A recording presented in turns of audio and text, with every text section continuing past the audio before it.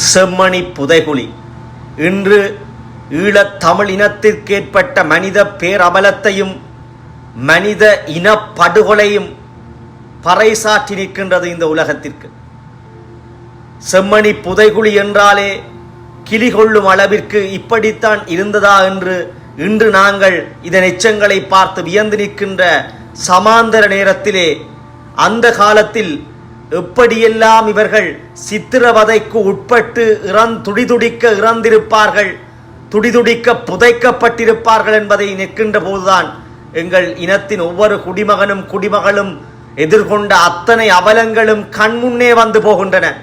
இந்த எலும்புக்கூடுகளை பார்க்கின்ற பொழுது எங்கள் இனம் எவ்வளவு கொத்து கொத்தாக கொன்றொழிக்கப்பட்டு இனப்படுகொலை செய்யப்பட்டு புதைக்கப்பட்டது என்பதை இந்த எலும்புக்கூடுகள் சாட்சியமாகி இருக்கின்றன.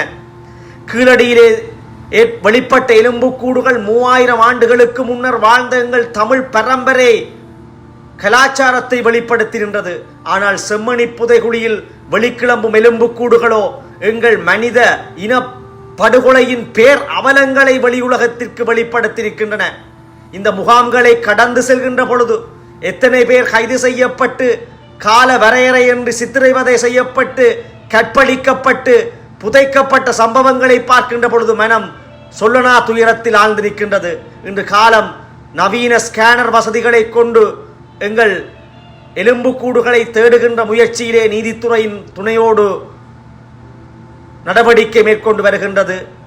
இந்த நடவடிக்கைகள் தொடர வேண்டும். புது விடயங்கள், புது அடையாளங்கள், ஆவணங்கள் ஆவணப்படுத்தப்பட வேண்டும் என்பதுதான் உலகமெங்கும் பறந்து வாழ்கின்ற ஈழத் தமிழர்களுடைய வேணவா.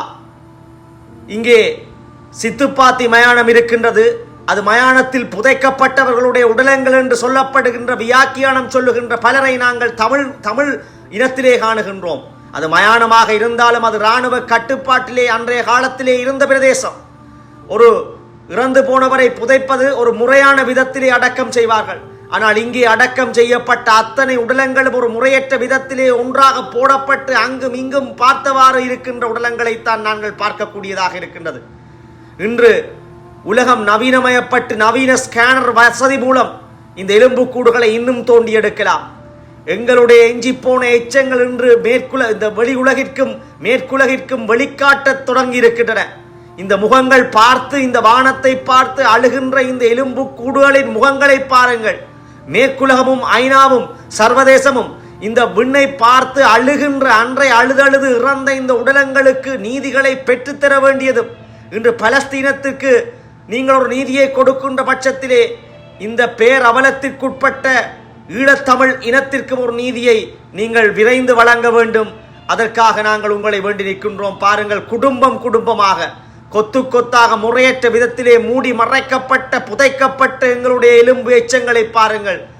அன்று சித்திரைவதை செய்யப்படுகின்ற பொழுது எவ்வளவு மனித பேரவலத்திற்கும் சொல்லனா துன்பத்திற்கும் இவர்கள் ஆளாகி இருப்பார்கள். அன்று 95ஆம் ஆண்டு பிடிபட்ட அந்த புதைக்கப்பட்ட புதைகுழியின் சாட்சியமாக இருந்த இராணுவ சாஜன் அவர்கள் சாட்சியத்தின் பேரிலே பல மனித புதைகுழிகள் தோண்டப்பட்டன. பல புதைகுழிகள் அடையாளம் காணப்பட்டன. பலருக்கு மரண தண்டனைகள் வழங்கப்பட்டன. பின்னர் வந்த ஜனாதிபதிகளினால் அவர்கள் பொது மன்னிப்பின் கீழ் விடுதலை செய்யப்பட்டார்கள். அந்த நிலை மாற வேண்டும். படுகொலை செய்தவர்கள் இன்று உயர் பதவிகளிலே அலங்கரிப்பதாக இன்று இராணுவ சிப்பாய் முன்வந்து சொல்லி இருப்பது என்பது இந்த மனித பேர் அவலத்தின் இந்த உடல்களுக்கான இந்த ஆத்மாக்களினுடைய வழிநடத்தலே அன்றி பெருமூச்சு அன்றி வேறொன்றும் இல்லை. இன்று அதிசயம் நிகழ்ந்திருக்கிறது. இந்த காலத்திலே பணிபுரிந்த இராணுவ சிப்பாயின் மனைவி ஒருவர் தாமாக முன்வந்து இந்த படுகொலைகளை செய்த உயர் அதிகாரிகள் இப்பொழுதும் பதவி வகிக்கிறார்கள், அவர்களை எனது கணவர் இனம் காட்டுவார் என்று சொல்லியிருப்பது இந்த ஆத்மாக்களின் அவல குரலுக்கான ஒரு பிரதிபலிப்பே ஆகும். ஆகவே சர்வதேசமே பேரினவாதத்திலிருந்து ஒரு இராணுவ சிப்பாய் வந்து சாட்சியம் சொல்லும் அளவிற்கு அவர்களுடைய இனப்படுகொலை அமைந்திருக்கிறது. எத்தனை பேரை தலையில் அடித்து குடும்பமாக கொலை செய்து கற்பழிக்கப்பட்டு புதைக்கப்பட்டதற்கு பேரினவாதத்தினுடைய இராணுவ சிப்பாய் சாட்சியமாக இருக்கின்ற பொழுது இதை சர்வதேச நீதியை வெளிக்கிளப்பி இந்த இனத்துக்கு ஒரு விடிவை தாருங்கள். இதற்குரியவர்கள் சர்வதேச ரீதியில் தண்டிக்கப்பட்டு இந்த பேரவலம் இனியும் இடம்பெறாதிருப்பதை உறுதிப்படுத்தியும் தமிழ் இனத்திற்கு ஒரு நிரந்தர தீர்வை பெற்றுத்தர அனைத்து தரப்பும் முன்னோக்கி நகர்வோமாக.